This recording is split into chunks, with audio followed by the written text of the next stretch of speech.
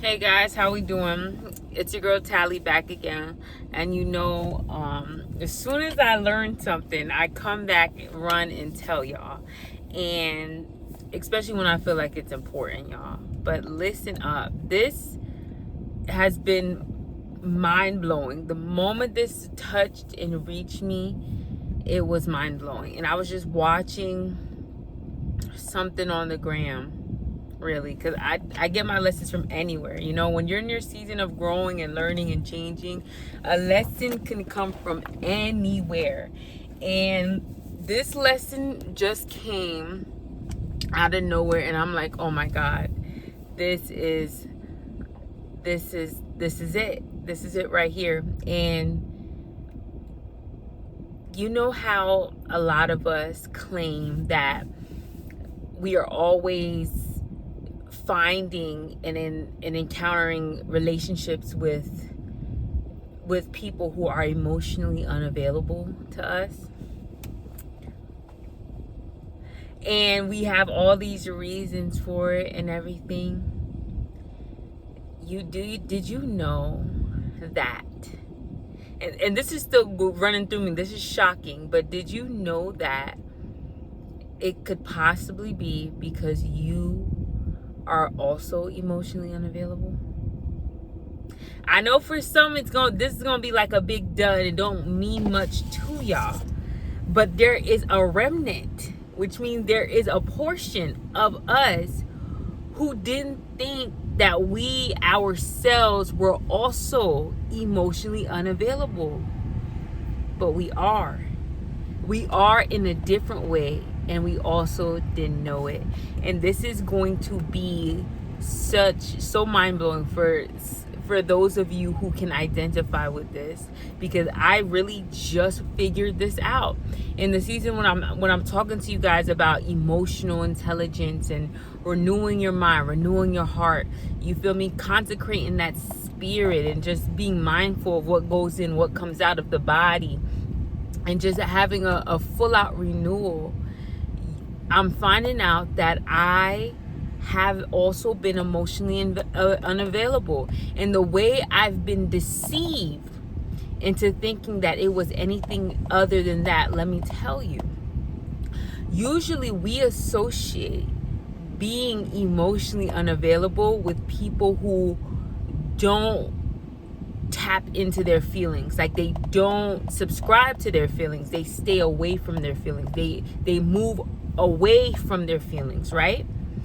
But what if I told you that emotional unavailability is not only people who are not in unison, who are not in contact with their feelings, which means it's people who don't really want to feel their feelings or don't really want to go there. What if I told you it's not only that? What if I told you that emotional unavailability is also people who don't know how to even process their emotions well? I don't know who needed to hear that. And I don't want to scream no more, because guys, I'm changing. But I don't know who needed to hear that. But if you don't know how to process your emotions in an effective, productive way, you too are emotionally unavailable.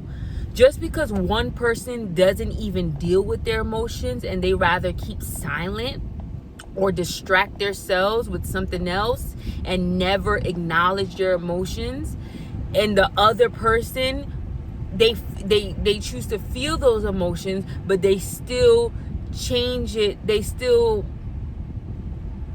use those emotions in a violent way, which means they're not really processing it. They just use those emotions to act out. Both of those subjects are examples, are two emotionally unavailable people. We were deceived, and a lot of the times, let's be clear all the time. I know this is not cookie cutter. Men are the ones who usually avoid the emotions. Women are the ones who usually are too emotional, or they act out in emotion. Like, I know that's not always cookie cutter, but a lot of times we're gonna find that men are disregarding, which are avoiding their emotions, and we call them emotionally unavailable. And then we find out that women are acting out of emotions in an unproductive way. Both of those things, we thought that only in that instance only the man was emotionally unavailable, but what I've come to realize is we're both, in both instances, we are both emotionally unavailable. Because being emotionally available, when we think about being emotionally unavailable, that means that's not only being able to show up and feel what you feel, but that's also being able to talk through your emotions. That's also being able to process it in a productive way. Like, you feel your pain, but you're able to understand it. You're able to deal with it effectively. Like, you're able to have understanding behind it. You're able to have some wisdom behind it, put some knowledge behind it, and then you're able to communicate well without having to act out, scream, yell, or without completely avoiding it. You're able to communicate your problems in an effective way. You don't have to use all these big words and be able to describe things in the deepest way, like a therapist would, but just being able to say how you feel. And it could be in the most simplest way, like, I'm angry and I'm still processing how I feel about this.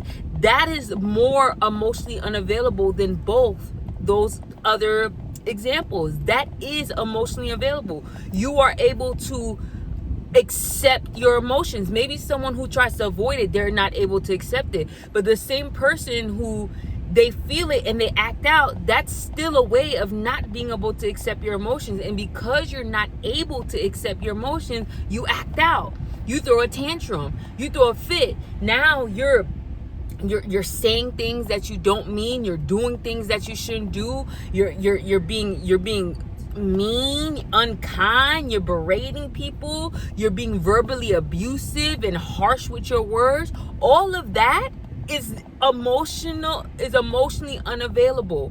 All of that is emotional violence. That's another way that emotionally the way you choose to demonstrate your emotions, it's in a negative way.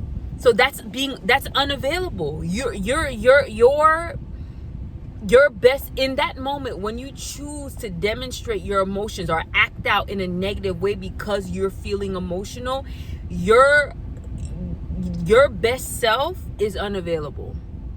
Your most thoughtful, positive, the part of you that can process things well, the part of you that's productive, the part of you that has wherewithal, the part of you, the wise part of you, is unavailable.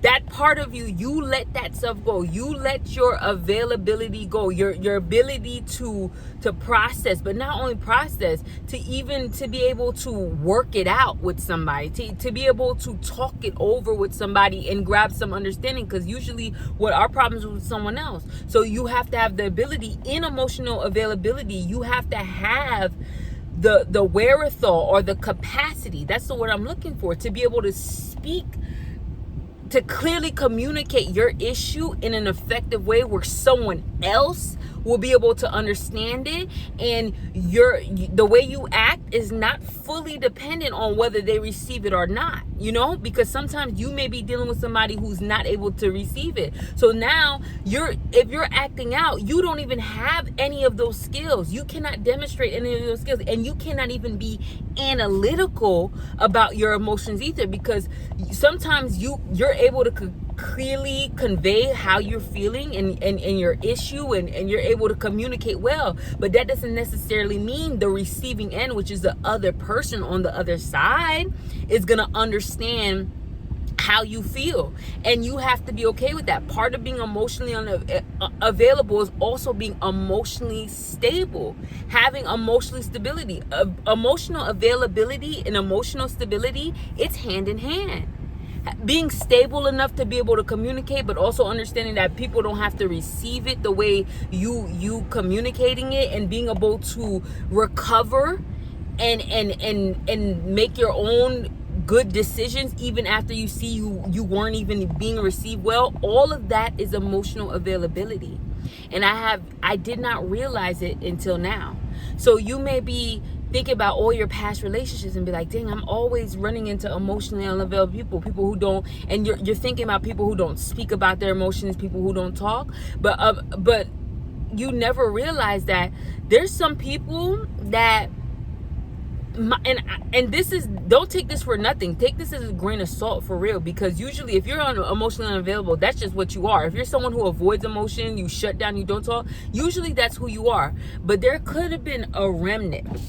There could have been, I keep using that word, there could have been a small percentage of people who they wouldn't have shut down the way they did. And this is not go back to your ex season at all. This is not reconsider nothing. This is just reconsider the way you handle stuff, your emotions, and to change you. Because the best way to change things around you is to change you.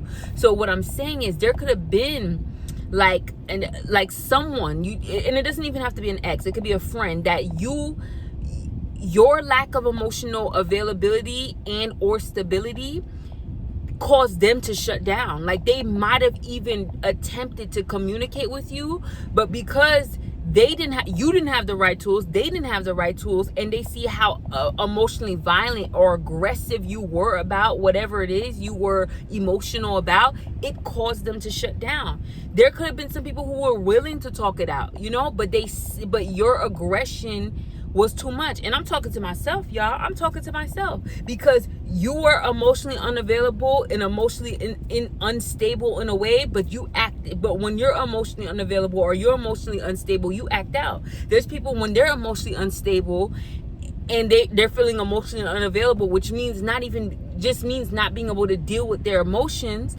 they shut down. When you're not able to deal with your emotions, and I'm talking to me, you may act out. When someone else is not able to deal with their emotions, they shut down. So it's like two sides of the same coin of people who are emotionally unavailable. So you may be looking out and saying, dang, I'm always running into emotionally available people, Just make sure, and this obviously it's not for everybody, but just make sure you're emotionally available. Make sure you're prepared to discuss deep issues that may make you feel uncomfortable and that may trigger you, and you're able to handle that when it's given over to you. Make sure you're not shutting down, and your type of shutdown and unavailability, it may not be you getting quiet. It may be you yelling and screaming, and now you're berating people. Now you're talking to people and you're being disrespectful. And that's how I was for a long time. And I'm realizing that's emotional unavailability. Someone can't talk to you. Someone can't have a calm conversation with you without you getting rowdy and loud and going off. You're emotionally unavailable because you, in fact, cannot deal with your emotions. And that person, another person, they shut down. They're better than you. They're better than me. Let's say they're better than me, because at least that person has enough common sense or stability to just shut down. Shutting down is not right either, because there's certain people, you're someone who knows how to communicate well, and that person still shuts down on you. That's not okay. But for those people who rather shut down than get crazy and violent, and some people, if they don't shut down, they're not only going to get emotionally violent, they're not only going to get verbally abusive, but they might get physically abusive. So they know themselves well enough that instead of going at it and yelling and screaming, they just rather shut down because in this moment they can't handle it. And that's better to me. I'm looking at that like that's better than someone who gets emotionally aggressive and stuff like that, but either way, it's two sides to the same coin. And it's better that we learn to communicate well. It's better that we learn to be emotionally available, to process things well, to be able to communicate in an effective way where you are trying your hardest to be understood. Because what is the term? Seek to understand and be understood. I understand that's hard to do when it's a pressing issue that you feel very emotional about and you feel like you are a victim in that state. All of that is done through the Lord. all of that is all that calming and changing. First of all, it's done through you actually wanting to change, and then the Lord is going to help you in those areas. But I just had to share that with you guys, for you to understand that in a spiritual way. And again, this is why God asks us to be patient, be kind, be gentle, be quick to listen, slow to speak, because all of those things are going to help us become more emotionally intelligent, more emotionally stable, and more emotionally available. All this time I'm like, oh, I'm always running into emotionally unavailable people. I've been emotionally unavailable. Try to talk to me about something tough that I didn't want to hear, and watch me go off. Watch me go off and say things that I think is the truth, and oh, this is the truth, this is the truth. But it may be the truth. It may or may not be the truth, because just because I think it's the truth doesn't mean it is the truth. But even if it is the truth, the way I'm conveying it because I'm trying to hurt somebody. I'm conveying it because I'm trying to stick you back, because I feel stick. I'm trying to get you back and retaliate against you verbally, because I feel like you're coming after me verbally. Is that effective? No, that's someone who's emotionally unavailable. They're unable to process their emotions. So therefore, when something hits them emotionally that they don't like, instead of being the person that be's quiet, they're the person that acts out. So you may find that you're just attracting who you are, a different side, a different version of who you are. But at the end of the day, it's definitely who you are. You're someone who can't process your emotions. Thank God you found the other end of the stick. That's a blessing in itself. That's God saving you in itself, because now there's people, you guys are both emotionally violent. You guys are both emotionally aggressive. Those things pop off and get crazy and turn dangerous quick, don't it? So for you, let's say for me, if I'm the emotionally aggressive one, and the person is the person who shuts down, that saves that situation, because now the situation is not going to escalate. So that's and the thing is, people who are emotionally aggressive, they may have thought they were communicating well, just like I did. You thought that you were communicating and it was good because you like to talk about the issue, you like to face it head on. No, you don't know how to communicate. All you do is know how to go in attack mode. And I'm talking to myself, guys, but this is a realization that I feel like we need to know, especially as women. Hello.